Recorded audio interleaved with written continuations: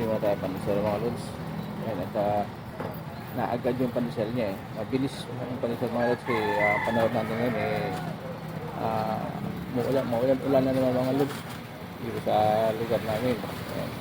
Kaya siyempre yung mga tao naghanap ng pandesal, mainit. Ayan, ito mga lods, naging tayo pandesal. Ayan. Binabalot niya yung pandesal. Pero marami na lang naghihintay mga lods. Anin ko na. Ayan. Bumili din ako ng palaman mga lods. Para may palaman yung pandesal natin. Okay. Maulan kasi yung mga lods eh.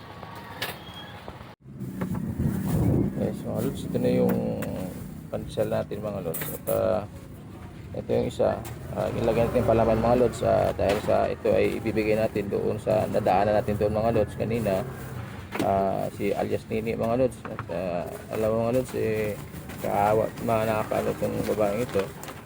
May anak ito mga lods isa, kaya lang eh 10 pesos nga. minsan nasa kalsada na tutulog, no? Mga lods, ibigay natin itong isa sa kanya mga lods para mayroon siyang ano. Ayan. At nandun sa gilid ng ano mga lods, sa gilid ng court kasi nga maulan. Ayan, nandito ko dito sa kalsada mga lods. Sa gilid sila ng court. Ayun, at ngayon mga lods, pupuntahan natin siya doon. Dadalhin natin yung kanyang pandesal mga lods. Ito.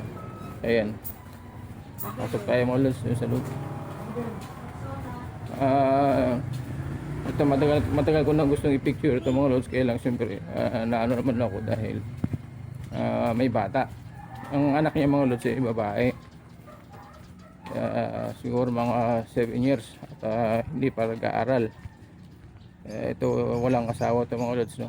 Kaya lang kung saan siya tutulog. Ayan, hindi katulad dito nasa kalsada siya natutulog. Nag-aano na lang ang baling ginagawa niya, nagtatapon na lang siya ng mga ano rito mga lods ng nangangalakal, tapos nagtatapon ng basura para magkapera siya. At yun naman ang pinamputustos niya sa pang-araw-araw nila mag-ina. Ayan, umulan kasi kagabi mga lods, kaya doon sila sa tabing court natutulog. Ayan, minsan kasi dadaanan ko yan dito, nasa tabing kalsada rin siya natutulog kasama yung anak niya. Ayan. So dadalhin natin itong pandesal na ito mga lods para sa kanya, no? At saka doon sa kanyang anak mga lods, para mayroon silang maalmusal, no? Ayan, at malapit na tayo sa kanya mga lods. Ayan, nakita niyo nasa gilid ng kalsada mga lods. Ayan. Ang gaganda sa kanya mga lods, may mga alaga din siyang pusa, aso. Ayan. Maano din siya maano siya sa mga pusa at aso. Ayan mga lods, tabing kalsada.